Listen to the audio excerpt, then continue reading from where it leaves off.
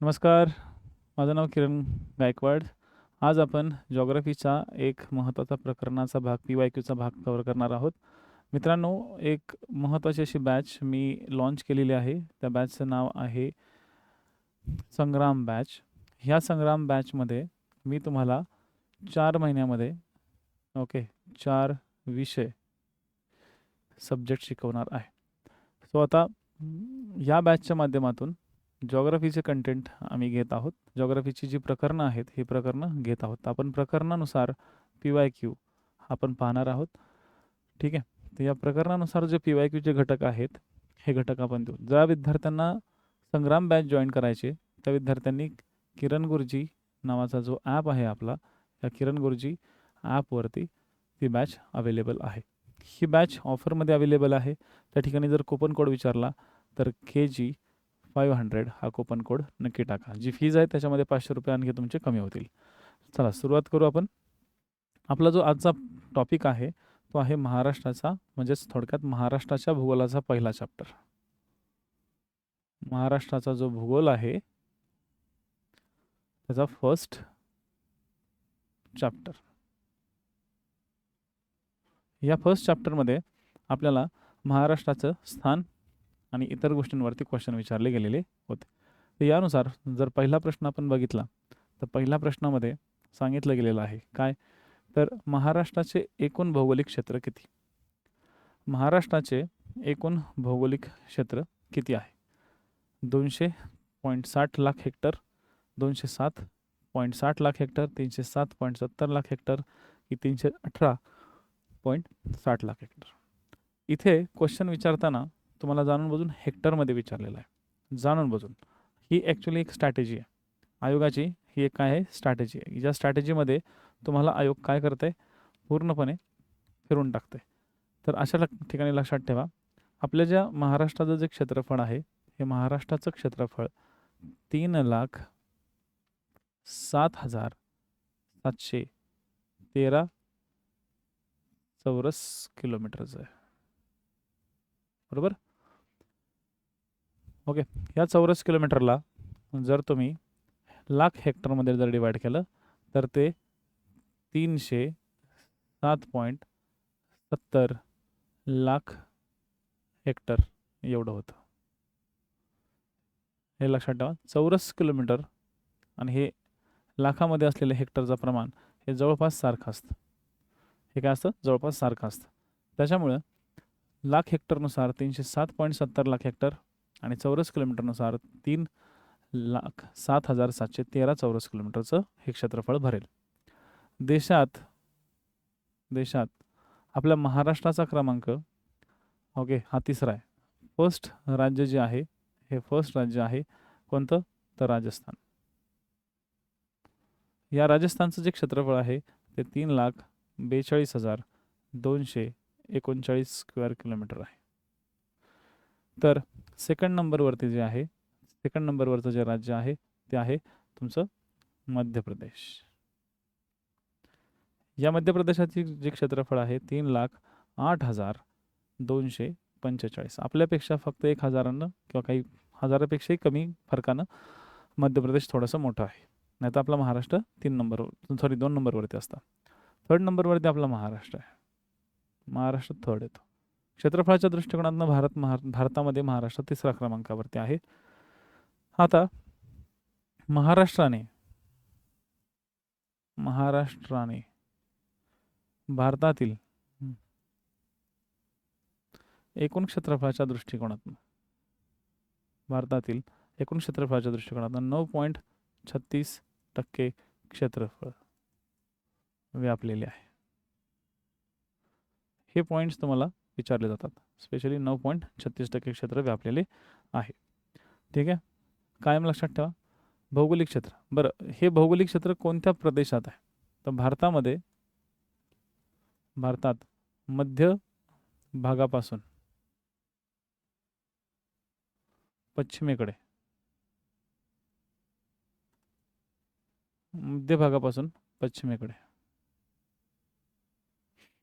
आपल्या महाराष्ट्राचे लोकेशन आहे.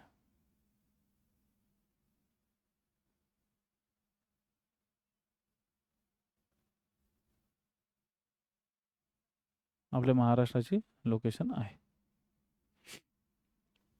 भारतात मध्य भागापासून पश्चिमेकडे आपल्या महाराष्ट्राची लोकेशन आहे, हे लक्षात ठेवा. चला, तर हा झाला तुमचा पहिला प्रश्न. पहिल्या प्रश्नातील ह्या बेसिक गोष्टी लक्षात ठेवा. इतर पर्यायांबद्दल काय डिस्कस करण्यासारखं या ठिकाणी काहीही नाही आहे, कारण की कुठेही या ठिकाणी हे मॅच होत नाही आहेत. ठीक आहे, तर महाराष्ट्राच्या संदर्भातला हा पहिला घटक. दुसरा प्रश्न आपण घेऊ. ठीक आहे, दुसरा प्रश्न आपण घेऊ. महाराष्ट्र राज्याचे भौगोलिक क्षेत्रफळ टिंबटिंब चौरस किलोमीटर असून, बघा परत क्षेत्रफळावरचा क्वेश्चन विचारला गेलेला आहे आयोगानं मुख्य परीक्षा 2018मध्ये. त्याचा विस्तार टिंबटिंब आणि टिंबटिंब पूर्व रेखावृत्तादरम्यान आहे. इथं तुम्हाला रेखावृत्त विचारलेलं आहे. आणि रेखा कशी असते, तर रेखा ही उभी असते. लक्षात घ्या, रेखा ही उभी असते. आपल्या पृथ्वीवर काल्पनिक अशा आडव्या रेषा आणि उभ्या रेषा आहेत. तर ज्या आडव्या रेषा असतात, आडव्या रेषा ज्या असतात त्याला अक्षवृत्त म्हटलं जातं, आणि ज्या उभ्या रेषा असतात ह्या उभ्या रेषांना म्हटलं जातं काय, तर रेखावृत्त. अक्षवृत्त आणि रेखावृत्त. तर आपल्या महाराष्ट्रात रेखावृत्त विस्तार तुम्हाला विचारलेला आहे. म्हणजे या ठिकाणी हा क्वेश्चन सरळ सरळ विस्तारावरती विचारलेला आहे. हे जे इम्पॉर्टंट पॉईंट्स असतात किंवा इम्पॉर्टंट फॅक्ट्स असतात, ह्याच फॅक्ट्स तुम्हाला परत विचारल्या जातात. तर महाराष्ट्राचा जो विस्तार आहे, हा विस्तार किती रेखावृत्तांदरम्यान किंवा कोणत्या रेखावृत्तादरम्यान आहे. पहिले तर आपण क्षेत्रफळाचा विचार करू. ओके, क्षेत्रफळाची फॅक्ट्स आत्ताच आपण थोड्या वेळापूर्वी बघितली होती. 3,07,713 चौरस किलोमीटर. ठीक आहे, तुम्ही क्षेत्रफळाचा जरी विचार केला तरी तुम्हाला या ठिकाणी काय होईल, फक्त क्वेश्चन नंबर पर्याय नंबर 3 आणि पर्याय नंबर 4 मध्ये थोडासा फरक तुम्हाला दिसेल. 3,07,713 चौरस किलोमीटर स्क्वेअर किलोमीटर, आणि त्याच्याच पुढं 72 डिग्री 36 मिनिट आणि 80 डिग्री 54 मिनिट. हे मिनिट असतात, यांना काय म्हणलं जातं, मिनिट. ठीक आहे, जर हे 60 मिनिटं पूर्ण झाले तर 60 मिनिटं पूर्ण झाल्यानंतर 1 डिग्री बनते. जर हे 60 असते किंवा 60 डिग्रीच्या आसपास असते तर ते लगेच 81 डिग्री झाली असते. म्हणजे 80 डिग्रीपासून 81 डिग्रीपर्यंत जाण्यासाठी 60 मिनिटाचा काळ असतो. आता हा काळ कसा मानला जातो, तर हा एक काल्पनिक काळ मानला जातो. हा काय असा कुठं किलोमीटर वगैरेमध्ये मोजला जात नाही, पण हा रेखावृत्ताच्या दरम्यानचं अंतर हे फिक्स नाही आहे. कारण की रेखावृत्त ह्या अशा असतात, त्याचं ध्रुवावरती एकमेकांना ते अटॅच असतात ध्रुवांवरती, आणि विषुवृत्तावरती त्यांच्यामध्ये अंतर हे जवळपास 111 किलोमीटरच्या आसपास असतं. महाराष्ट्रात ते अंतर जवळपास 105 ते 105 किलोमीटरच्या आसपास आहे, दोन रेखावृत्तामधील अंतर. पण ते अंतर त्या 105 मीटरच्या हिशोबानं 105 किलोमीटर जे अंतर आहे ते मिनिटाच्या हिशोबानं कन्सिडर केलं जात नाही. थोडक्यात हा पार्ट थोडासा बाजूला ठेवा, हा कॅल्क्युलेशनसाठी ओके मोजलं जातं. जर तुम्हाला 72 डिग्री आणि 80 डिग्री हे जर समजून घ्यायचं असेल तर थोडंसं आपण मागच्या मॅपवरती येऊ. मित्रांनो लक्षात घ्या, इथं महाराष्ट्राचा पालघर आहे. ओके, हा पालघर आपल्या महाराष्ट्रातील सर्वात पश्चिमेकडचा काय आहे, जिल्हा आहे. आणि तुम्हाला एक दिसेल की या ठिकाणी मी एक उभी रेषा काढलेली आहे, तर ही एक रेखावृत्त आहे असं समजा. हे काय, रेखावृत्त. तसंच या ठिकाणी जे आहे इथं सुद्धा एक उभी रेषा आहे. ही जी उभी रेषा आहे या ठिकाणी सुद्धा एक रेखावृत्त आपण काढू. आता आपल्या महाराष्ट्राचं हे रेखावृत्तीय विस्तार झाला, याला काय म्हणलं जातं, रेखावृत्तीय विस्तार. हा जो रेखावृत्तीय विस्तार आहे हा किती आहे. आता सहसा आपल्या पृथ्वीवरती 0 डिग्री जी आहे ही 0 डिग्री म्हणजे आपली ग्रीनविच मेरिडियन टाईमलाईन. या 0 डिग्रीच्या पूर्वेकडे जो भाग जातो त्यालाच पूर्व गोलार्ध म्हणतात. आणि हा पूर्व गोलार्ध जवळपास 1 डिग्री ईस्टपासून तर 179 डिग्री ईस्टपर्यंत हा ईस्ट नावाचा जो भाग आहे हा ईस्ट म्हणजे पूर्व, हे पूर्व त्या ठिकाणी लिहिलं जातं. आणि म्हणून ह्या 0 डिग्रीपासून म्हणजे ब्रिटनमध्ये असलेल्या ह्या 0 डिग्रीपासून जसं आपण पूर्वेकडे जातो तसं पूर्वेकडे जात मग इथं 1 डिग्री 10 डिग्री 30 डिग्री 50 डिग्री असं पुढं जसे डिग्री वाढत जातील, म्हणजे 1 डिग्रीपासून ते 179 डिग्रीपर्यंत जसं आपण पुढे जाऊ तसं जेव्हा आपण 72 डिग्रीवरती येऊ, केव्हा आपण 72 डिग्री आणि त्याच्या पुढे 36 मिनिट यावरती ज्यावेळेस येऊ, तेही पूर्व. लक्षात घ्या, ह्या पूर्व गोष्ट लक्षात ठेवा. पूर्व कधी कधी विद्यार्थी विसरतात. रेखावृत्तामध्ये पूर्व ही गोष्ट असते. तर 72 डिग्री ओके 36 मिनिट पूर्व जर आलात तर तुम्हाला पालघरचा डहाणू हा जिल्हा किंवा पालघर हा जिल्हा लागेल, सॉरी पालघर हा तालुका लागेल. ठीक आहे, तिथं तुम्ही आला तर तिथून पुढे जसं जसं तुम्ही पूर्वेकडे जाल, जसं जसं तुम्ही कुठं जाताय पूर्वेकडे, तसं तसं तुमच्या डिग्री वाढत जातात. म्हणजे 72 डिग्री 73 डिग्री 74 असं वाढत जातात ह्या डिग्री. आणि शेवटीपर्यंत ज्यावेळेस तुम्ही याल त्यावेळेस या ठिकाणी ते 80 डिग्री 54 मिनिट पूर्व, 80 डिग्री 54 मिनिट पूर्व अशा पद्धतीने ते राहतात. म्हणजे थोडक्यात रेखावृत्तीय विस्तार जो आहे तो 72 डिग्री पूर्वपासून तर 80 डिग्री पूर्वपर्यंत आहे. आता या दोघांमधला जर तुम्ही फरक काढला पोरांनो, तर 72 डिग्री ते 80 डिग्री याच्यामधला जो फरक आहे, ओके, यातला फरक 8 डिग्रीचा आहे. आणि 8 डिग्रीचा फरक म्हणजे अप्रॉक्सिमेटली 800 किलोमीटर कन्सिडर केलं जातं. कारण की मी मगाशीच सांगितलं होतं की 2 रेखावृत्तामधील अंतर आपल्या महाराष्ट्रामध्ये 100 ते 105 किलोमीटर मानलं जातं. आणि इथं तर 8 डिग्रीचा फरक आहे. तर 8 डिग्रीचा फरकमध्ये अंदाजे हे 800 किलोमीटरची फरक मानला जातो. तर 72 डिग्री ते 80 डिग्री पूर्व हा जो फरक आहे तो फरक खूप महत्त्वाचा असतो. तर हा झाला आपला रेखावृत्तीय विस्तार. महाराष्ट्राचा या मॅपमध्ये आपण काय बघितलं, महाराष्ट्राचा रेखावृत्तीय विस्तार, रेखावृत्तीय विस्तार हे पॉइंट्स अगदी लक्षात ठेवा. चलो नेक्स्ट क्वेश्चनकडे आपण वळूया. म्हणजे तुम्हाला या प्रश्नामध्ये क्षेत्रफळ आणि विस्तार तेही रेखावृत्तीय, ठीक आहे, तुम्हाला क्लिअर झाला. पुढे भविष्यात अजून काही प्रश्न आपण बघूच. तर महाराष्ट्र राज्याचे भौगोलिक क्षेत्रफळ टिंबटिंब चौरस किलोमीटर असून, म्हणजे बघा 17ला क्वेश्चन आलाय, 18ला क्वेश्चन आलाय, 19ला क्वेश्चन आलाय, म्हणजे कंटिन्यू महाराष्ट्र राज्यावरती क्षेत्रफळाच्या वरती क्वेश्चन्स आहेत. जर इथं क्वेश्चन आहे तर समजायचं हे प्रकरण महत्त्वाचं आहे. हे प्रकरण तुमचं तोंड पाठ पाहिजे. ठीक आहे, सविस्तर तुम्हाला जर प्रकरण शिकायचं असेल, समजून घ्यायचं असेल तर माझा किरण गुरुजी ॲप नावाचा जो ॲप आहे त्याचा हा लोगो आहे तो डाउनलोड करा. त्याच्यामध्ये संग्राम नावाची बॅच, संग्राम बॅच ही कंबाईनच्या सेक्शनमध्ये आहे. या कंबाईनच्या सेक्शनमध्ये जा, तिथं ही बॅच नक्की जॉईन करा. या बॅचच्या माध्यमातून तुम्हाला खरं समजेल की महाराष्ट्राचा जिओग्राफी कशा स्वरूपाचा असतो आणि कसा शिकवला जातो ते. चला पुढचा भाग.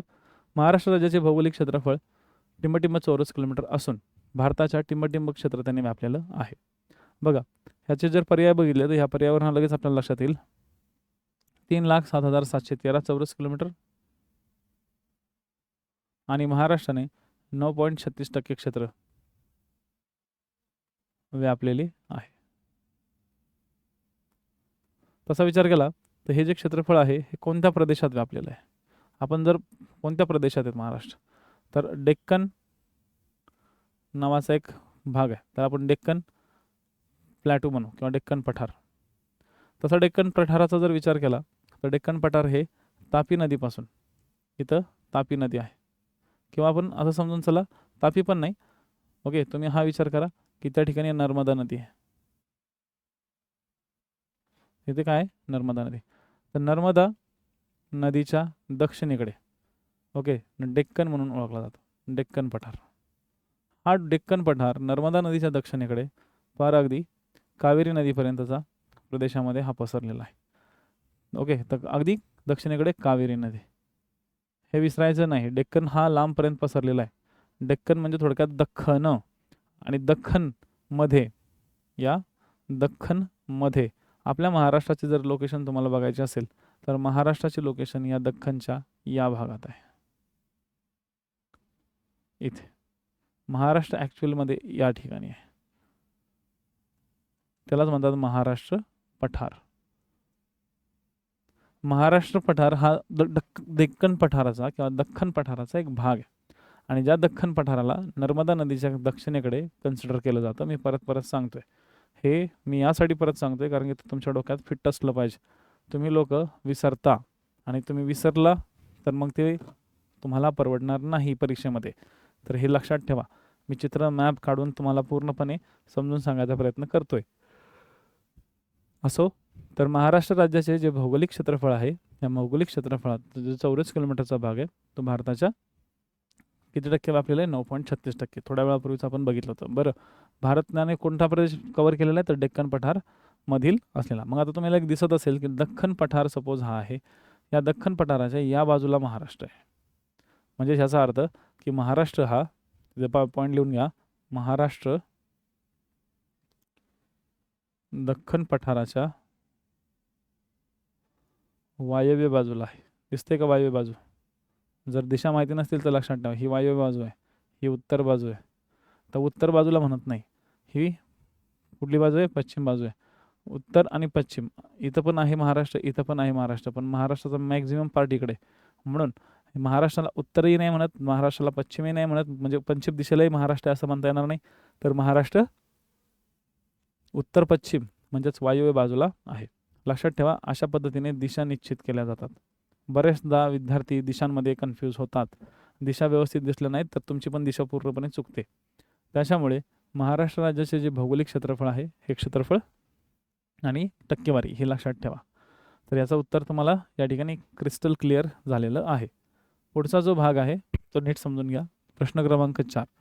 महाराष्ट्र राज्याचे भौगोलिक क्षेत्रफळ टिंबटिंब आहे. वनसेवा मुख्य परीक्षा 17. वनसेवा मुख्य परीक्षा 2017 मध्ये हे घटक आहेत. ठीक आहे. आता याचं उत्तर काय येईल? महाराष्ट्र राज्याचे भौगोलिक क्षेत्रफळ सिंपल आहे बघा. या ठिकाणी सुद्धा तुम्हाला 3,07,713 चौरस किलोमीटर क्षेत्रफळ आहे. म्हणजे भौगोलिक क्षेत्रफळावरती क्वेश्चन्स खूप जास्त विचारले गेलेले आहेत. ठीक आहे. तर हे बेसिक पॉईंट्स लक्षात ठेवा. हे पॉईंट्स खूप इम्पॉर्टंट आहेत. म्हणजे आपल्याला महाराष्ट्राचा महाराष्ट्राचा भूगोल मी तुम्हाला जो शिकवत आहे, तो महाराष्ट्राच्या भूगोलाला मी क्षेत्रफळावरती खूप काही गोष्टी बोललो होतो तुमच्याशी. तर ते तुमच्याशी ज्या काही गोष्टी बोललो होतो त्या सगळ्या गोष्टी आता व्यवस्थित आठवा आणि त्याच्यानुसार हे आपण पॉईंट टू पॉईंट आता चेक करत जाऊ. पुढं आपल्याला आणखी काही क्वेश्चन बघायचे. जसं महाराष्ट्र राज्याचा विस्तार टिंबटिंब पूर्वरेखावृत्त ते पूर्वरेखावृत्तादरम्यान आहे. टिंबटिंब पूर्वरेखावृत्तादरम्यान. इथं एक रिकामी जागा पाहिजे होती. ठीक आहे, असो. आता ASO मुख्य परीक्षा 2017चा प्रश्न मी तुम्हाला आठवण करून देतो. 18लाही सेम अशाच स्वरूपाचे क्वेश्चन्स, परत 17ला पण अशाच स्वरूपाचे क्वेश्चन्स.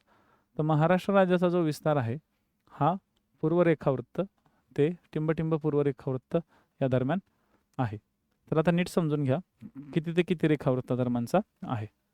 तर बघा, आत्ताच थोड्या वेळापूर्वी आपण म्हटलं होतं की रेखावृत्त हे उभे असतात आणि आपल्याकडे 72 डिग्री पासून तर 80 डिग्रीपर्यंत आहे. आपण पहिले 72 डिग्री आणि 80 डिग्रीतलं ऑप्शन बघू. 72 डिग्री कुठे आहे? इथे आहे. आणि 80 डिग्री कुठे आहे? इथं पण आहे. 72 इथं पण आहे आणि 80 इथं पण आहे. परंतु तुम्हाला एक थोडंसं दिसतंय का?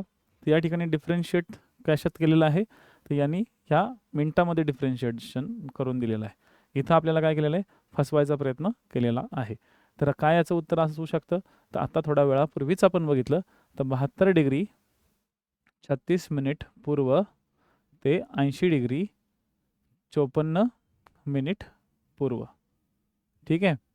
तर हा जो काही रेखावृत्तीय विस्तार आहे, हा रेखावृत्तीय विस्तार जवळपास 8 डिग्री फरकाचा आहे. आणि जर आपण ह्याचा भाग बघितला तर पालघरपासून तर गडचिरोलीपर्यंत, जर तालुक्याचा विचार केला तर पालघर तालुका, एकदम पश्चिमेकडचा तालुका कोणता? पालघर तालुका. तर गडचिरोलीचा भामरागड तालुका. तालुका कोणता? तर भामरागड. इथपर्यंत हा पसरलेला आहे. ठीक आहे. आणि जर किलोमीटरचा डिस्टन्स बघितला तर जवळपास 800 किलोमीटरची ही लांबी आहे. महाराष्ट्राची ही पश्चिम ते इकडे पूर्वपर्यंतची ही लांबी कन्सिडर केली जाते. तर कायम लक्षात ठेवा, महाराष्ट्र राज्याचा जो विस्तार आहे, महाराष्ट्र राज्याचा विस्तार तर रेखावृत्तीय विस्तार मी तुम्हाला या ठिकाणी परत एकदा सांगितलेलं आहे. आणि अगेन अँड अगेन याच रेखावृत्तीय विस्तारावरती प्रश्न या ठिकाणी आलेले तुम्हाला दिसतात. ठीक आहे. आता हे जे प्रश्न आलेत हे वन लाईनर आहेत. कधी कधी ह्याला विधानात्मक स्वरूपात सुद्धा विचारले जाऊ शकतात. विधानात्मक स्वरूप विचारले जाईल. बऱ्याचदा काय होतं, कंबाईनचा जो भाग आहे, आजकाल कंबाईनचे सेक्शन्स किंवा राज्यसेवेचे प्रश्न विधानक स्वरूपामध्ये खूप जास्त मोठ्या प्रमाणात जायला लागलेत. तर विधानात्मक स्वरूपात सुद्धा थोडं लक्षात ठेवा. ठीक आहे. मी परत एकदा सांगतो, हे पूर्व विसरायचं नाही. कधी कधी तर पश्चिम वगैरे करतात, राईट. म्हणजे 72 डिग्री 36 पश्चिम असं पण केलं जाऊ शकतं, तर आणि 80 डिग्री 54 पूर्व असं पण केलं जाऊ शकतं. पोरगा एखादा नवीन विचार काय करतो, की हां बाबा, ही पश्चिम दिशा आहे म्हणून इथं पश्चिम दिला असेल आणि ही पूर्व दिशा आहे म्हणून इकडे पूर्व दिला असेल. असे भरपूर सारे ज्यांचं बेसिक चांगलं नसतं असे विद्यार्थी फसतात, आणि असं फसलं की तुम्हाला चांगलंच फसवलं जातं. म्हणून लक्षात ठेवा की हा जो घटक आहे, हा घटक सिस्टमॅटिकली लक्षात ठेवा, खूप इम्पॉर्टंट आहेत. तर पश्चिम या ठिकाणी येईल का? नाही येणार. या ठिकाणी फक्त पूर्व आणि इकडेही पूर्व येईल. आता नेक्स्ट क्वेश्चनकडे आपण वळू. ह्याचं उत्तर तुम्हाला समजलं? 2. महाराष्ट्राच्या संदर्भात खालील विधानांचा विचार करा व कोणती विधाने बरोबर आहेत ते सांगा. कधी पण परीक्षापत्रिकेमध्ये प्रश्न सोडवत असताना किंवा प्रश्नपत्रिकेमध्ये तुमच्या हातात एक काळा पेन असेल, तर या काळ्या पेनाबरोबर तुम्ही अंडरलाईन करू शकता. अंडरलाईन केल्यानं काय होतं, तुम्हाला एकदम परफेक्टली समजतं की तुम्हाला काय विचारायचं आहे किंवा काय बघायचं आहे नक्की. तर हे बरोबर आहे. आता मुंबई उपनगर जिल्हा सर्वात कमी क्षेत्रफळाचा जिल्हा आहे. आता आपण कशात येतोय? आता क्षेत्रफळात येतोय. आता आपण महाराष्ट्राचं क्षेत्रफळ बघितलं, पण आता महाराष्ट्राच्या क्षेत्रफळासोबत आता आपण पूर्णपणे जिल्ह्यांचं क्षेत्रफळ आपण कव्हर करू शकत होतो. ठीक आहे. पूर्णपणे जिल्ह्यांचं क्षेत्रफळ कव्हर करू शकतो. तो मुंबई उपनगर जिल्हा सर्वात कमी क्षेत्रफळाचा जिल्हा आहे. ठीक आहे. आणि अहमदनगर जिल्हा सर्वात जास्त क्षेत्रफळाचा जिल्हा आहे.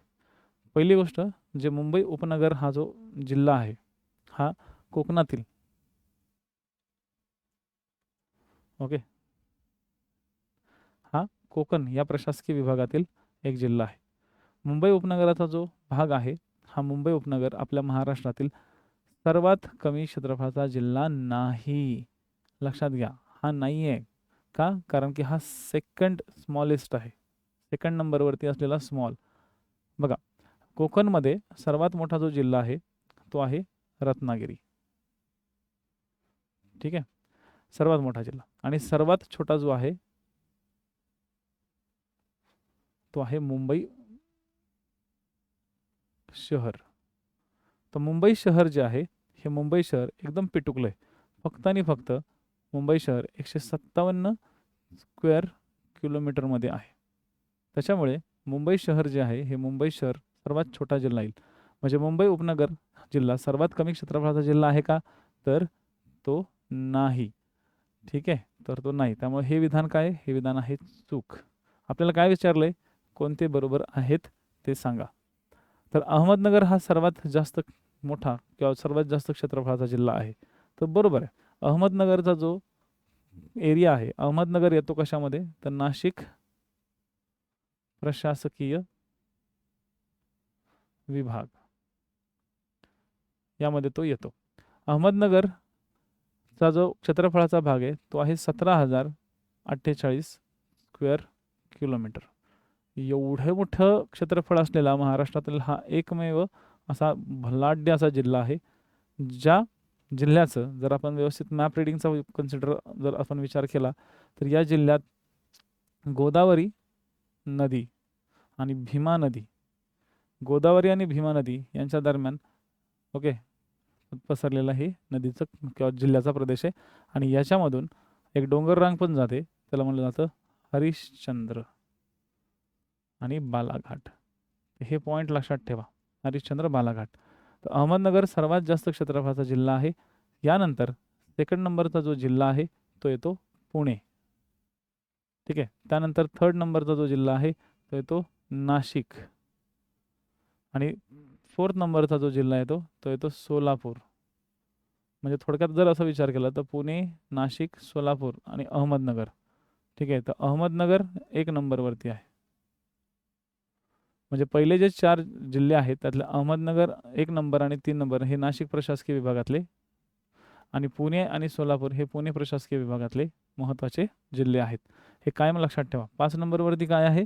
तर गडचिरोली. तर महाराष्ट्राच्या जर संदर्भात विचार तुम्ही केला तर हे असे विधानं विचारले जाऊ शकतात. आता इथं काय सांगितलेलं आहे की कोणती विधाने बरोबर आहेत ते सांगा. तर या ठिकाणी फक्त आणि फक्त कोणतं विधान बरोबर आहे? ब विधान बरोबर आहे, म्हणजे अचूक ब बरोबर. सो याचं उत्तर काय येईल? 2. लक्षात घ्या, जिल्ह्यांचे क्षेत्रफळ. आता प्रश्न आयोग कसा कसा विचारेल ते समजून घ्या. आयोगाला आहे ना प्रश्न विचारण्याचा खूप स्कोप असतो अशा ठिकाणी, आणि हे तुम्हाला हळूहळू पुढे दिसेलच की क्षेत्रफळ म्हणलं की तुम्हाला जिल्हे आजकाल कोणतेही विचारले जातात. पहिलं असं होतं की सुरुवातीचे 5 जिल्हे, ओके, प्लसवाले, आणि सगळ्यात छोटे 5 जिल्हे. पण आता तो पॅटर्न गेला. आता पॅटर्न काय राहिलेला आहे की आता जिल्हे आणि ते विशेष म्हणजे कोणतेही विचारले जातात, कोणतेही जिल्हे विचारले जातात. मग अशा वेळेस काय करायचं? मी तुम्हाला प्रशासकीय मॅप दिलेले आहेत किंवा प्रशासकीय मॅप सांगितले होते की प्रशासकीय विभागांचे जे मॅप आहेत ते बघा. प्रशासकीय विभागांमध्ये हे सगळे जिल्हे फाइंड आउट करा, आणि स्पेशली पहिले सुरुवातीला 10 जिल्हे जे आहेत हे जिल्हे 10 जिल्हे लक्षात ठेवा. म्हणजे पहिले 4 ते 5 दिवस पहिले 10 जिल्हे बघा, परत 4-5 दिवसानंतर पुढचे 10 जिल्हे बघा. असे करत करत तुमचे आपल्या महाराष्ट्रातील 36 जिल्हे हळूहळू तुमचे कव्हर होऊनही जातील. शेवटी काय, हा अभ्यास आहे, आणि अभ्यासाला तुम्ही सतत सारखं सारखं सारखं सारखं जेवढं तुम्ही करत राहाल तेवढा तेवढा तुमचा फायदा या ठिकाणी होतो. त्याच्यामुळे महाराष्ट्राच्या संदर्भात कोणते विधाने बरोबर आहेत? ठीक आहे, तर या ठिकाणी फक्त ब विधान बरोबर आहे, याचं उत्तर येईल 2. ठीक आहे, हे पॉईंट्स लक्षात ठेवा. आता नेक्स्ट क्वेश्चनकडे आपण थोडंसं वळू. ओके, आता सगळा भाग तुम्हाला लक्षात आलाच असेल. क्वेश्चन नंबर 7, महाराष्ट्राचा रेखावृत्तीय विस्तार. परत अगेन रेखावृत्तीय विस्तार. ठीक आहे, रेखा उभी आहे, लक्षात घ्या. महाराष्ट्राचा रेखावृत्तीय विस्तार टिंबटिंब ते टिंबटिंब आहे. एसो पूर्व परीक्षा 2015. 70 डिग्री 5 ते 80 डिग्री 9, 71 डिग्री 6 ते 81 डिग्री 8, 72 डिग्री 6 ते 80 डिग्री 9, 72 डिग्री 12 ते 80 डिग्री 6. याच्यामध्ये कुठं ना कुठंतरी काहीतरी मिसमॅच झाल्यासारखं आहे बघा. रेखावृत्तीय विस्तार, ठीक आहे, या ठिकाणी रेखावृत्तीय विस्तार हा थोडासा पुढे मागे झालेला आहे. पण एक अप्रॉक्सिमेटली जर विचार केला, ठीक आहे, तर बघा आपण 6चा, आपल्याला सगळ्यांना माहिती आहे, आतापर्यंत आपण एक पाठ बघितला होता की इवन आयोगानं सुद्धा 72 डिग्री 36 मिनिट पूर्व ते 80 डिग्री 54 मिनिट पूर्व हा भाग कव्हर केला होता, बरोबर, हे दिलेलं आहे. परंतु आता इथं बघा, ह्यांनी जाणून बुजून कसा रेफरन्स चेंज केलेला आहे. तर इथं 72 डिग्री आणि 80 डिग्री याचा विचार करा. हे पुढच्या 6चा या 5 मिनिटाचा किंवा 9 मिनिटाचा 8 मिनिटाचा फरक विचारच करू नका. ठीक आहे, तर आता थोडंसं जर बघितलं तर 72 डिग्री 5 मिनिट नाही आहे, सॉरी 70 डिग्री 5 मिनिट नाही आहे बसत. आपल्याला 72 आणि 80 ॲटलिस्ट एवढं तरी पाहिजे. फक्त तुम्ही 72-80चा विचार करा. जर 72 आणि 80चा जर विचार केला तर तुम्हाला ऑप्शन नंबर 3 मध्ये दिसेल. कारण की इथं बघा, इथं पण 72 दिले, पण इथं 81 दिले. मॅचच होत नाही ना, मॅचच होत नाही. कारण की 72 डिग्री आणि 80 डिग्री हे ॲटलिस्ट आपल्याला हवं आहे. कारण की रेखावृत्तीय विस्तार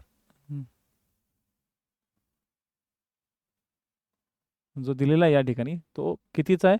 तो रेखावृत्तीय विस्तार हा 8 डिग्रीचा, म्हणजे रेखावृत्तीय विस्ताराचा जो फरक आहे तो या ठिकाणी 8 डिग्रीचा फरक आहे. आणि 8 डिग्रीच्या फरकानुसार आपल्याकडे 72 ते 80 हाच अप्रॉक्सिमेटली रेखावृत्ताचे डिग्रीज आपल्याला आवश्यक आहेत. ठीक आहे, तर हे जे घटक आहेत हे घटक लक्षात ठेवा. इथं परत एक क्वेश्चन असा आलेला आहे. नेक्स्ट क्वेश्चन जर आपण बघितला, महाराष्ट्र राज्याची निर्मिती टिंबटिंब रोजी झाली. आता इथे जे क्वेश्चन्स दिलेला आहे तो महाराष्ट्र राज्याच्या निर्मिती संदर्भातला दिलेला आहे. म्हणजे इथे कन्सेप्ट आहे महाराष्ट्राची निर्मिती. तर आता महाराष्ट्राची निर्मिती कशी झाली, काय झाली, कधी झाली, याबद्दलचे भाग तुम्हाला या ठिकाणी टार्गेट केले गेलेले आहेत. महाराष्ट्राची निर्मिती जी आहे ही निर्मिती होण्याच्या आधी मुंबई असं त्याचं नाव होतं. मुंबई प्रांत म्हणून त्याला इंग्रजांनी दर्जा दिला होता. आपल्या मुंबई प्रांताला 1937 नंतर ओके मोठ्या प्रमाणात स्वायत्तता दिली होती. काय दिली होती? स्वायत्तता.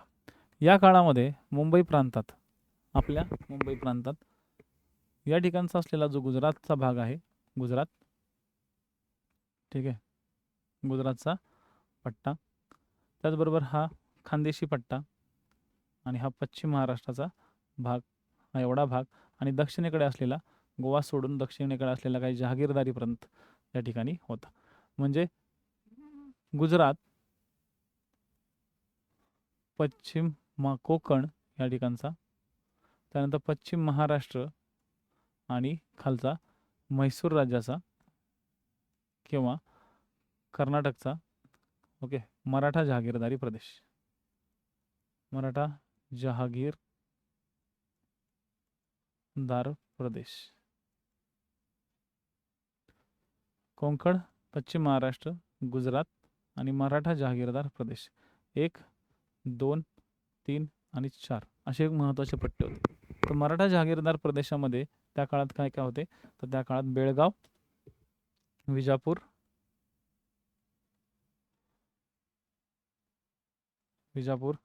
त्यानंतर धारवाड आणि उत्तर कॅनरा असे घटक त्या ठिकाणी होते. म्हणजेच काय, तर आपल्या महाराष्ट्रामध्ये मराठा जहागीरदार प्रदेश होता. हे आता मराठा जहागीरदार प्रदेश आपल्याला दिले नाहीत, हे आता कर्नाटकला मिळालेले आहेत. कोकणाचा भाग, पश्चिम महाराष्ट्राचा भाग, इथं वरचा खानदेशाचा भाग जो पश्चिम महाराष्ट्रातच कन्सिडर केला जायचा, आणि गुजरातचा भाग. ओके, गुजरातला या ठिकाणी कच्छचा प्रदेश आहे, या ठिकाणी सौराष्ट्राचा पट्टा आहे आणि गुजरातचं मैदान आहे. थोडक्यात गुजरातचा एक भाग आणि यांचा एक भाग मिळून 1937 नंतर आपला मुंबई प्रांत असा झाला होता. याच्यामध्ये थोडासा बदल पडला. ओके, हाच प्रदेश जवळपास 47ला पण 1947 पर्यंत व त्यानंतर 1956 पर्यंत असाच होता. 1956 पर्यंत असाच होता. परंतु 1956 मध्ये आपल्या महाराष्ट्रामध्ये थोडेसे बदल झाले. आपल्या महाराष्ट्रामध्ये काय बदल झाले ते आता नीट समजून घेऊ. आपल्या महाराष्ट्रामध्ये एक आमूलाग्र असा बदल घडला, आणि तो बदल होता, जरा इथं नाही आहे पण एक आपण तयार करून घेऊया इथं बाजूला. कधी पण आहे ना, मॅप रिडिंगमध्ये ज्यावेळेस आपण मॅप रिडिंग करतो, अशा वेळेस एखादा स्वतः जरी काढावा लागला किंवा स्वतः जरी काढायची गरज पडली तरी तो काढता आला पाहिजे, अशा पद्धतीने रेडी ठेवत चालायच्या सगळ्या गोष्टी. आता फॉर एक्झाम्पल बघा, आता आपण एक मॅप काढूया. सपोज या ठिकाणी एक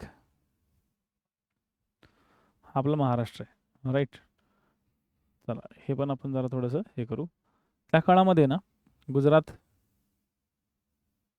ठीक आहे, हा एक गुजरातचा पट्टा, कच्छचा भाग हा या भागात होता गुजरात, या भागात होता गुजरात, ठीक आहे.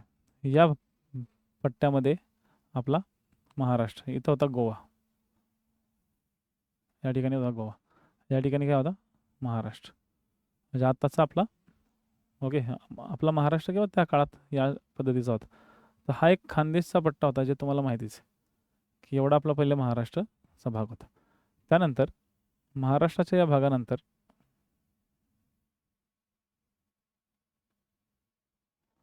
ओके या भागामध्ये हा एवढा महाराष्ट्र होता. म्हणजे 1956 मध्ये महाराष्ट्र इथपर्यंत ठीकठाक होता. परंतु नंतर झालं असं की 1 नोव्हेंबर 1956ला ओके 1 नोव्हेंबर 1956ला आपल्या महाराष्ट्राची ओके द्विभाषिक मुंबई राज्य अशी स्थापना झाली. आता नीट समजून घ्या, द्विभाषिक मुंबई राज्य म्हणजे काय. तर या ठिकाणी गुजराती भाषा होती आणि या ठिकाणी मराठी भाषा. गुजराती आणि मराठी भाषा यांचं एकत्रीकरण करून एक द्विभाषिक मुंबई राज्य स्थापन केलं. त्यातल्या त्यात फक्त मराठी भाषाच नाही, तर या खालचा जो प्रदेश होता एक्स्ट्रा ओके, हा पूर्ण खालचा पट्टा हा एवढा, या पट्ट्यामधले जे काही ओके या पट्ट्यामधले जे काही जिल्हे होते, हे 4 जिल्हे, हे 4 जिल्हेसुद्धा आपल्याकडे ॲड झाले. म्हणजे आधीचा महाराष्ट्र म्हणजे याला आपण आधीचा मुंबई म्हणू, हे मुंबई, हे गुजरात. ओके, तर साधारणतः ठीक आहे, गुजरातचा या ठिकाणचा कच्छ. आता बघा गुजरातचा काय काय होता या ठिकाणी. तर गुजरातचा जो भाग होता, हा गुजरातचा भाग होता कच्छ. ठीक आहे, या ठिकाणी होता सौराष्ट्र. ठीक आहे, आणि या ठिकाणी गुजरात मैदान. या ठिकाणी काय होता, गुजरात मैदान. हे जे गुजरात मैदान होतं याला बनास काठा म्हणतात. ठीक आहे, याला काय म्हणतात, बनास काठा म्हणतात. या पट्ट्यामध्ये गुजरात झाला. त्यानंतर म्हैसूर प्रांतातील हे 4 जिल्हे. ओके, जसं बेळगाव, विजापूर, त्यानंतर धारवाड आणि उत्तर कन्नडा. हे सगळं लिहून घ्या ज्यावेळेस तुम्ही हे सगळं बघाल तर. त्यानंतर मुंबईमध्ये, ओके, या मुंबईच्या भागातील, ओके, मुंबईच्या पट्ट्यातील हे कोकण, इथला वरचा खानदेश आणि हा पश्चिम महाराष्ट्र. हे तर 3 या ठिकाणी मुंबईचं होतच होतं. परंतु आता या ठिकाणी 2 नवीन गोष्टी ॲड झाल्या. ह्या 2 नवीन गोष्टी ज्या ॲड झाल्या ना, त्या खूप इम्पॉर्टंट आहेत आणि ह्याच गोष्टी तुम्हाला टार्गेट केल्या जातील. ओके, त्यातला पहिला जो घटक आहे हा, याला म्हटलं जातं मराठवाडा. हा जो घटक आहे हा मराठवाडा म्हणून ओळखला जाईल. मराठवाडा, ज्याला आज छत्रपती संभाजीनगर प्रशासकीय विभाग म्हणून ओळखला जातं. हा जो मराठवाडा आहे, ओके, हा हैदराबाद राज्यातील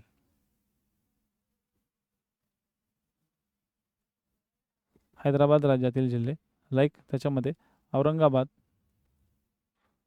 आज औरंगाबादला काय म्हणलं जातं, छत्रपती संभाजीनगर. ठीक आहे, औरंगाबाद. त्यानंतर परभणी, त्यानंतर बीड. ठीक आहे, त्यानंतर नांदेड आणि त्यानंतर उस्मानाबाद. तर हे किती झाले, तर हे झाले 5. लक्षात ठेवा हे 5 जिल्हे येतात. हे पॉईंट लक्षात ठेवा, 5 जिल्हे. हे 5 जिल्हे काय झाले त्या काळात आपल्याकडे ॲड झाले. हे 5 जिल्हे मराठी भाषिक प्रदेश म्हणून ओळखले जाते. आणि हे मराठी भाषिक प्रदेश कुठून आले, तर हैदराबाद संस्थान जे निजामाचं होतं ते संस्थान, ओके, जाऊन एक जुन्या काळामध्ये, ओके, जुन्या काळामध्ये अकोला करार आणि नागपूर करार झाले होते. स्पेशली 28, हा डेट लक्षात ठेवा, 28 सप्टेंबर 1953ला एक नागपूर करार झाला होता. काय झाला होता, नागपूर करार, 28 सप्टेंबर 1953. या नागपूर कराराद्वारे हे घटक झाले होते. ठीक आहे, नागपूर करारामध्ये सांगितलं गेलं होतं की मराठवाडा आणि विदर्भ. आता पुढं हा विदर्भसुद्धा आपल्याकडं ॲड झाला. तर विदर्भ काय होता, तर विदर्भ हा या भागामध्ये,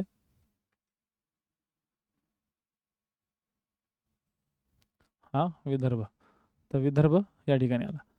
विदर्भ मधून त्या काळामध्ये तो CPN बेरारमध्ये होता. CPN बेरार.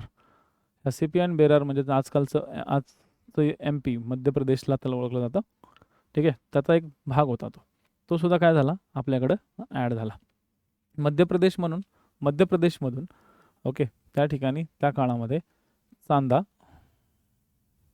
नागपूर, भंडारा, अमरावती, वर्धा, यवतमाळ आणि अकोला आणि बुलढाणा. किती झाले हे, तर हे 4 आणि हे 4 असे टोटल 8 जिल्हे. किती, तर 8 जिल्हे यामध्ये होते. तर थोडक्यात काय, विदर्भातून किती जिल्हे आले, 8 जिल्हे. तर आता हे सगळे सिस्टमॅटिकली लक्षात ठेवा की किती जिल्हे कुठं होते. मराठा भाषिक 4 जिल्हे होते, 5 जिल्हे मराठवाड्याचे, विदर्भाचे 8 जिल्हे. ठीक आहे, त्या काळात कोकणामध्ये किती जिल्हे होते, तर कोकणामध्ये मुंबई, ठाणे, ओके, त्याला कुलाबा म्हटलं जायचं रायगडला, आणि खाली रत्नागिरी. म्हणजे कोकणामध्ये त्या काळात 4 जिल्हे होते. मुंबईचा जो पुण्याचा प्रदेश होता किंवा पश्चिम महाराष्ट्राचा जो प्रदेश होता तो पश्चिम महाराष्ट्र. खानदेशामध्ये धुळे आणि जळगाव हे दोनच होते. तर पश्चिम महाराष्ट्रामध्ये नाशिक, ओके, अहमदनगर आणि पुण्याचे 5 जिल्हे. म्हणजे अशी सगळ्या जिल्ह्यांची तुम्हाला मी संख्या सांगून दिलेली आहे. आता तुमचं काम काय, एक होमवर्क असं आहे की हे 1956मध्ये आपल्या महाराष्ट्रात असलेले जिल्हे, हे गुजरातचं सोडून द्या, गुजरातचं एवढं महत्त्वाचं नाही, गुजरातला कच्छ, सौराष्ट्र आणि बनासकांठा किंवा गुजरात मैदान एवढं लक्षात ठेवा. पण बाकीच्या खूप गोष्टी महत्त्वाच्या आहेत, आपल्या महाराष्ट्राच्या रिलेटेड असलेल्या ज्या गोष्टी आहेत ना त्या काळात विचारल्या जातात. ठीक आहे, तर हे खूप इम्पॉर्टंट असा एक मॅप रिडिंगचं सेक्शन मी तुम्हाला सांगितलेलं आहे, हा व्यवस्थित सेट करून ठेवा. ठीक आहे, तर महाराष्ट्र राज्याची निर्मिती त्याच्या पुढे नंतर झाली. ज्यावेळेस हे द्विभाषिक मुंबई राज्य म्हणून अस्तित्वात आलं, हे द्विभाषिक मुंबई राज्य पुढे जाऊन महाराष्ट्र म्हणून उदयाला येणार होतं. आणि त्याच्यासाठी मग काही आंदोलनं झाली, तुम्हाला सगळ्यांना माहितीच आहे की त्यासाठी खूप मोठी आंदोलनंसुद्धा झाली होती. ठीक आहे, जवळपास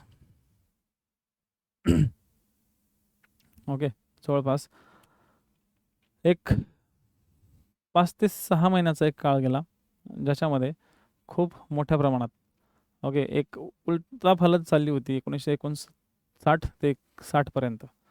ओके, 59 ते 60पर्यंत की आपल्या मुंबईला, मुंबई सोडून किंवा मुंबईसह महाराष्ट्र तयार व्हायचे किंवा महाविदर्भ तयार करायचे.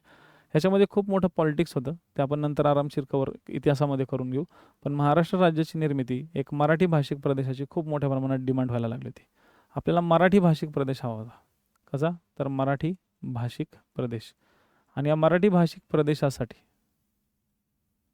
मराठी भाषिक प्रदेशासाठी खूप प्रयत्न केले गेले होते. ठीक आहे, खूप प्रयत्न केले गेले होते. अखेरता ओके, अखेरता आपल्या महाराष्ट्राचा, मराठी प्रदेशाचा महाराष्ट्र, या महाराष्ट्राचा एक भाग निर्माण लवकरात लवकर व्हावा असा प्रयत्न या ठिकाणी झाला. ठीक आहे, लक्षात. त्यामुळं मुंबई भाषिकांच्या बाबतीत थोडासा एक वाद 56च्या पासूनच अस्तित्वात आला होता. ठीक आहे, त्या काळात ओके, त्या काळात मुंबईची मागणी किंवा महाराष्ट्र, मुंबईसह महाराष्ट्राची मागणी जोरदार वाढत होती. मुंबई प्लस महाराष्ट्र, बऱ्याचशा लोकांना भाषा नको होती, मुंबई प्लस महाराष्ट्र. ठीक आहे, काय झालं होतं, मुंबई प्लस महाराष्ट्र. आणि या मुंबई प्लस महाराष्ट्राच्या भागात, ठीक आहे, मुंबई प्लस महाराष्ट्र असा एक संयुक्त महाराष्ट्र, संयुक्त महाराष्ट्र, संयुक्त महाराष्ट्र समितीने या ठिकाणी मागितला होता. ठीक आहे, शेवटी ओके, शेवटी संयुक्त महाराष्ट्र व्हावा आणि त्या विरोधात त्या काळात काँग्रेस होतं. म्हणजे काँग्रेस वर्सेस संयुक्त महाराष्ट्र समिती अशी उभी राहिली होती. अखेरता, ठीक आहे, अखेरतः 1957मध्ये ओके, 1957मध्ये सार्वत्रिक निवडणुका झाल्या, ज्या सार्वत्रिक निवडणुकामध्ये काँग्रेस जिंकलं. काँग्रेस जिंकलं. काँग्रेसचं म्हणणं होतं वेगळ्या पद्धतीचं. ठीक आहे, काँग्रेसचं म्हणणं होतं की बाबा महाराष्ट्र आणि गुजरात एकत्रच ठेवायचे, म्हणजे मुंबई आणि गुजरात किंवा मुंबईचा पूर्ण प्रदेश द्विभाषिक एकत्रच ठेवायचा. परंतु यशवंतराव चव्हाणांची चर्चा झाली, त्यानंतर इंदिरा गांधीसुद्धा काँग्रेस अध्यक्षा झाल्यानंतर महाराष्ट्राच्या दौऱ्यावर आला होता. ओके, त्यानंतर थोड्याशा सगळ्या गोष्टींची अनुकूलता दर्शवली. अखेरतः पंडित नेहरू यांनी सुद्धा हळूहळू मुंबईला किंवा मुंबईसह महाराष्ट्राची निर्मिती किंवा मागणी मान्य केली. आणि शेवटी 1 मे 1960ला आपला महाराष्ट्र तयार झाला, महाराष्ट्र जन्म घेतला. ठीक आहे, आणि आपल्या महाराष्ट्रापासून गुजरात वेगळं झालं. असो, ह्याच्यामागं खूप मोठा इतिहास आहे. हा सगळा इतिहास आपण इतिहासाच्या वेळेस समजून घेऊ, खूप इंटरेस्टिंग येतो. परंतु आता सध्या वेळ बराच जाईल त्याच्यामध्ये. आपण पुढच्या क्वेश्चनकडे वळूया. महाराष्ट्र राज्यास किती लांबीचा सागरी किनारा लाभलेला आहे?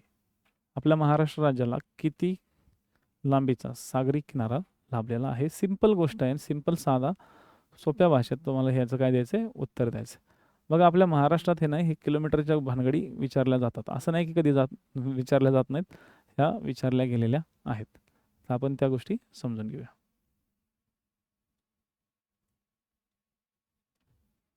जस्ट एक मिनिट द्या.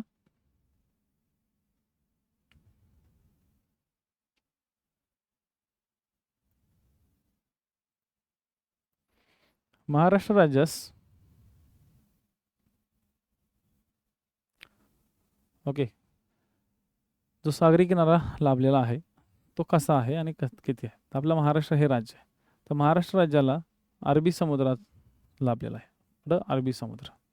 या अरबी समुद्राला ओके लागून हे जे अरबी समुद्र आहे या अरबी समुद्राच्या इथं आहे बरं का मुंबई आपली. मुंबई म्हणजे हा भाग इथे आहे. या अरबी समुद्राचा जो भाग या ठिकाणी संलग्न आहे. तर या अरबी समुद्राच्या जवळपास 720 किलोमीटर लांबीचा भाग आपल्या महाराष्ट्राचा आणि अरबी समुद्राचा संलग्न आहे. किती? 720 किलोमीटर लांबीचा भाग. ठीक आहे, 720. तर इथं आहे का कुठे 720? तर यस, इथं 720 आहे म्हणजे याचं उत्तर हे असणार. एक. आता या ठिकाणी कोणते कोणते जिल्हे संलग्न आहेत? तर या ठिकाणी पालघर जिल्हा संलग्न आहे सगळ्यात वरती. पालघर जिल्ह्याचा डहाणू ओके किंवा तलासरी पट्टा आणि दक्षिणेकडे चला आपण पहिले खाली खाली जाऊ. ठाणे, त्यानंतर इथे मुंबई शहर, मुंबई उपनगर, मुंबई उपनगर आणि मुंबई शहर. त्याच्यानंतर या ठिकाणी रायगड, त्यानंतर रत्नागिरी आणि त्यानंतर सिंधुदुर्ग. हे उत्तरेकडून दक्षिणेकडे असलेले कोकणातील जिल्हे. हे कोकणातील जिल्हे या ठिकाणी उपस्थित आहेत. आता इमॅजिन करा की 720 किलोमीटर या ठिकाणी आहे. ठीक आहे, तर हे 720 किलोमीटर जे आहेत ना ते कसं काय? तर आपली समुद्र किनारपट्टी ही सरळ नाही आहे. बरं, आता ते समजून घेण्यासाठी पुढे आपण भाग बघून घेऊया. आपल्या महाराष्ट्राची या भागापासून इथं काय आहे? तर या ठिकाणी नर्मदा नदी किंवा या ठिकाणी ओके अस्तंभा डोंगर किंवा अक्राणी टेकड्या, अस्तंभा शिखर, अक्राणी टेकडी या ठिकाणी. तर या भागापासून तर दक्षिणेकडच्या खालच्या तेरेखोलपर्यंत हा जो पट्टा आहे या पूर्ण भागात ओके इथं दक्षिणेकडे या ठिकाणी सिंधुदुर्गची दोडामार्ग आहे. सिंधुदुर्ग आणि या सिंधुदुर्गचा दोडामार्ग नावाचा तालुका आहे. तालुका काय? दोडामार्ग. तर आता सिंधुदुर्गातला जो तालुका आहे तिथपर्यंत जवळपास 700 किलोमीटरची आपली उत्तरेकडून दक्षिण उत्तर ओके ते दक्षिण आपली लांबी आहे. आपण त्याला रुंदी पण म्हणू शकतो. ठीक आहे, आता नीट इमॅजिन करा 700 किलोमीटर इथून इथपर्यंत दिसतंय आणि या ठिकाणी डहाणूपासून किंवा तलासरीपासून ओके तर खाली कुठं तर तेरेखोल नदीपर्यंत 720 किलोमीटर आहे. काय छोटं वाटतंय तर तुम्हाला कोकण कदाचित छोटा वाटेल, पण ॲक्च्युली इथं कसं आहे बघा, ही सरळ रेषा आहे. ही सरळ रेषा आहे आणि इथं आहे ना इथं असं zigzag zigzag zigzag zigzag pattern आहे. आपला समुद्र किनारा आहे ना हा दंतूर स्वरूपाचा आहे. दंतूर किनारा या ठिकाणी असल्याने लक्षात घ्या, दंतूर किनारा त्या ठिकाणी असल्याने मोठ्या प्रमाणात समुद्र किनारपट्टी ही अशी अशी अशी अशी आहे. त्याच्यामुळे किनारपट्टी अशी मोजली गेलेली आहे किलोमीटरमध्ये. किलोमीटर असे मोजलेले आहेत, असे नाही मोजले सरळ. सरळ मोजले नाहीत. कसे मोजलेले आहेत? अशा स्वरूपाचे मोजलेले आहेत. तर दंतूर किनारपट्टीचा भाग या ठिकाणी कन्सिडर होतो. तर 700 किलोमीटरचा भाग इथे येतो. त्याच्यानंतर ओके त्याच्यानंतर महाराष्ट्राची ओके कधी कधी तुम्हाला बघा हे 700 किलोमीटर उत्तर दक्षिण विचारलं जाईल. कधी कधी महाराष्ट्राची ओके पूर्व पश्चिम किंवा पश्चिम पूर्व, पश्चिम ते पूर्व किनारपट्टी किंवा लांबी सुद्धा विचारली जाईल. पुढं असतीलच क्वेश्चन. तर त्यामध्ये ही लांबी आहे 800 किलोमीटरची. इथं आपण मगाशीच बघितलं होतं की इथं जो आहे तो कुठला डोंगर आहे? इथला एरियातला डोंगर भामरागड. भामरागड तालुका पण आहे आणि जिल्हा गडचिरोली. तर इथपर्यंत हे 800 किलोमीटरचा भाग आहे. बरोबर, तुम्हाला एवढं लक्षात आलंच पाहिजे की ही 800 किलोमीटरची लांबी आणि 700 किलोमीटरची रुंदी आहे. जर लांबी रुंदी एकत्र विचारले तर अशा पद्धतीने लक्षात ठेवा. दुसरी गोष्ट, आपल्याकडे आणखी एकाचा पट्टा येतो, तो म्हणजे आपला जो पठारी प्रदेश आहे, हा पठारी प्रदेश बरोबर एवढाच आहे, इथून असा, इथून पूर्ण पठारी प्रदेश सुरू झालेला आहे. तर जर कधी तुम्हाला पठाराची लांबी विचारली, ओके, पठाराची लांबी, तर पठाराच्या लांबीमध्ये कोकणाचे 50 किलोमीटर कमी करायचे, म्हणजे 750 किलोमीटर. 750 किलोमीटर हे महाराष्ट्र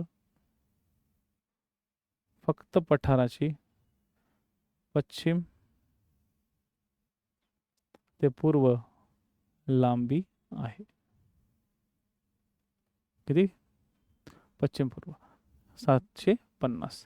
आणि जर सह्याद्रीची विचारली तर या ठिकाणी काय आहे? सह्याद्री. तर हा जो सह्याद्री आपला, सह्याद्री म्हणजे सहन करणारा, बरोबर, हा जो सह्याद्री आहे, तर या सह्याद्रीची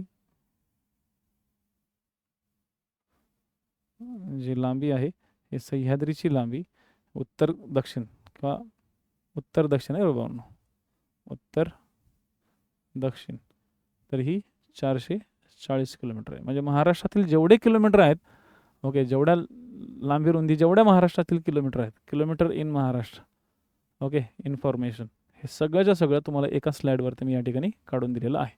हे तुमच्यासाठी अत्यंत महत्त्वाचा भाग आहे, मला तरी वाटतो, राईट. तर हा पॉईंट लक्षात ठेवा.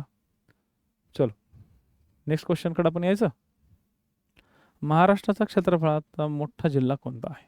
सिंपल क्वेश्चन आहे. राज्यसेवा पूर्व परीक्षा 2011चा क्वेश्चन आहे, तो आहे अहमदनगर. मगाशीच आपण बोललो होतो अहमदनगरचा भाग. ठीक आहे, तर हे पॉईंट्स लक्षात ठेवा. महाराष्ट्राच्या राज्याची पूर्व पश्चिम लांबी किती आहे? आता लक्षात घ्या, इथंच आत्ताच जस्ट आपण बघितलं, महाराष्ट्र राज्याची पूर्वेकडून ही पूर्व दिशा असते आणि ही पश्चिम दिशा असते. तर पूर्व आणि पश्चिम लांबी या ठिकाणी किती होती सांगा बरं. तर पूर्व पश्चिम लांबी ही 800 किलोमीटरची होती. लक्षात घ्या, ही किती? 800 किलोमीटर. उत्तर दक्षिण लांबी कितीची होती? तर उत्तर आणि दक्षिण लांबी कितीची असणार? तर ती 700 किलोमीटर. झालं. म्हणजे एवढे सोपे सोपे क्वेश्चन्स सारखे रिपिटेशन्स होत आलेले आहेत. आणि PYQ घेण्यामागचा उद्देश हाच आहे की तुम्हाला पहिले संकल्पना समजेल. मी परत सांगतो की संकल्पना क्लिअर होईल. जर तुम्हाला पूर्णपणे डिटेल चॅप्टर शिकायचे आहेत, शिकायचं, ओके, वाचायचं असेल तर येऊ नका माझ्याकडे. पण जर शिकायचं असेल, एकदम खरा महाराष्ट्र शिकायचं असेल, तर आत्ताच किरण गुरुजी नावाचा जो माझा ॲप आहे, हा ॲप डाउनलोड करा. त्याच्यामध्ये कंबाईनमध्ये जा. कंबाईनच्या सेक्शनमध्ये तुम्हाला एक महाराष्ट्राच्या भूगोलाची रेकॉर्डेड बॅच पण दिसेल, ओके. आणि दुसरं, जर तुम्हाला लाईव्ह शिकायचं असेल तर संग्राम बॅच आहे, ती संग्राम बॅच जॉईन करा. ठीक आहे, ह्या बेसिक गोष्टी लक्षात ठेवा. चला, तर हे पॉईंट्स सिस्टमॅटिकली डोक्यात ठेवून द्या. ओके, चला. मुंबई व नांदेड ही शहरे जवळपास एकाच अक्षवृत्तावर असून सुद्धा मुंबईचे तापमान नांदेडपेक्षा कमी आहे.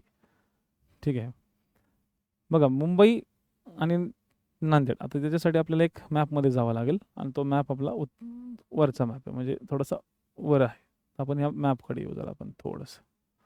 या ठिकाणी आहे मुंबई, दिसलं मुंबई सिटी. आणि मुंबई सिटीच्या सरळ लाईनीमध्ये तुम्ही गेलं तर या ठिकाणी आहे नांदेड सिटी.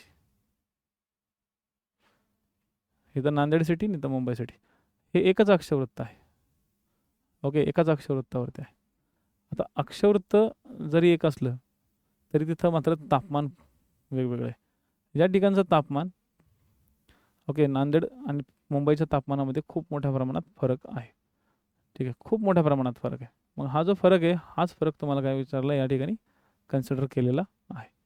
आता बघा, आता इमॅजिन करा, नांदेडपेक्षा तापमान कमी आहे, म्हणजे थोडक्यात नांदेड हॉट आहे. नांदेड काय हॉट आहे, म्हणजे महाराष्ट्राचा जो मधला भाग आहे, बघा इथे एक समुद्रकिनारा आहे आणि या समुद्रकिनाऱ्यापासून जसं जसं तुम्ही आत जाताय, समुद्रापासून आत जाता, तसं तसं वातावरणातील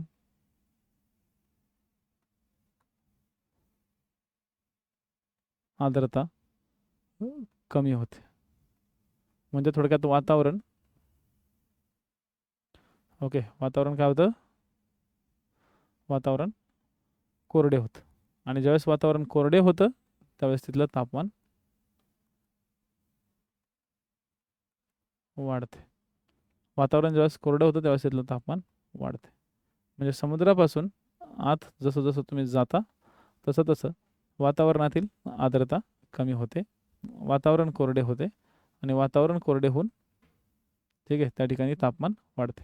जसं तापमान वाढलं, ठीक आहे, जसं तापमान वाढलं की हा प्रदेश वृक्ष व्हायला सुरुवात होतो. पण मुंबईचं वेगळं आहे. मुंबई इथे आहे. ओके, मुंबईच्या बाजूला आहे समुद्र आणि समुद्राच्या जवळ आर्द्रता जास्त असते. कारण की त्या ठिकाणी काय होतं? बाष्पीभवन होत राहतं. काय होतं? बाष्पीभवन होतं. ओके, बाष्पीभवन होतं. त्यामुळं मुंबई हे काय तापमान, आता तुम्हाला तापमान विचारलंय ना, तर तापमानाचा आणि बंदराचा काही संबंधच नाही आहे.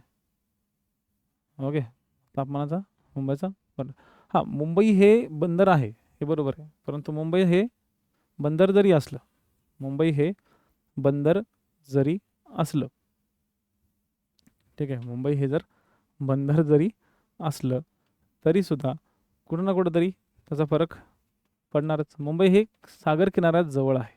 सागर किनाऱ्यात जवळ असल्यामुळं, ठीक आहे, सागर किनाऱ्याजवळ असल्यामुळं कदाचित मुंबईचं टेम्परेचर थोडंसं डिफरंट असू शकतं, बरोबर ना? मुंबईचं टेम्परेचर कसं राहील? थोडंसं डिफरंट असू शकतं. तर आता या सगळ्या गोष्टींचा विचार करा की कुठे कशा स्वरूपातले भाग आहेत.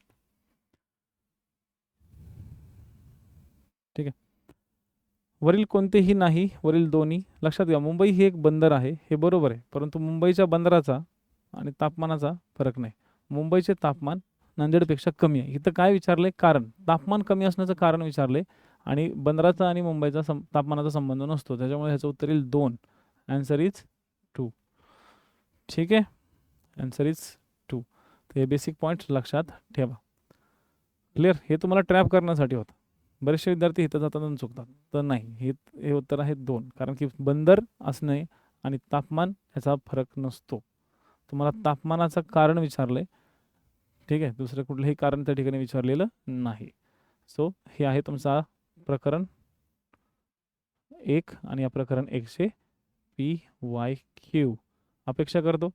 ओके, या व्यतिरिक्त एक जाता जाता सांगेल, संग्राम बॅच, या संग्राम बॅचमध्ये लवकरात लवकर ॲड व्हा, कारण की या बॅचमध्ये मी तुम्हाला भूगोल, इतिहास, अर्थशास्त्र, राज्यशास्त्र हे दिवसाड लेक्चर होतात. म्हणजे आठवड्यातून भूगोलाचे 3 लेक्चर, इतिहासाचे 3 लेक्चर, अर्थशास्त्राचे 3 लेक्चर, राज्यशास्त्राचे 3 लेक्चर, 1.5 तासाचे लेक्चर राहतात. ओके, या लेक्चर्सच्या माध्यमातून तुम्हाला सिलेबस पुढच्या 4 महिन्यामध्ये कवर करून मिळेल. 4 विषय तुम्ही स्वतः जरी अभ्यास केला तरी तुम्ही 4 महिन्यात कव्हर करू शकत नाही. माझ्यासोबत हळूहळू थेंबे थेंबे थेंबे थेंबे करू शकता तुम्ही अभ्यास. ही बॅच लाईव्ह पण आहे आणि सपोज जर तुम्हाला लाईव्ह करता नाही आली तर तो तुम्हाला रेकॉर्डेड फॉर्मॅटमध्ये सुद्धा लेक्चर्स मिळतात. त्याच्यामुळे ही बॅच तुम्ही घेऊ शकता. ऑफर 399, ओके, 3,999 रुपयाची आहे. पण जर हा माझा कुपन कोड वापरला KG500 तर 3,999 वरती तुम्हाला आणखी 500 रुपये काय होतात? कमी होतात आणि हे होतात 3,499. एवढ्या कमी किमतीमध्ये तुम्हाला ही 4 विषय शिकण्याची सुवर्णसंधी आहे. ती दवडू नका, लवकरात लवकर जॉईन व्हा. ओके, आपलाच Kiran Gaikwad. Thank you so much. असेच लेक्चर करत राहा आणि लेक्चरला येत राहा. धन्यवाद.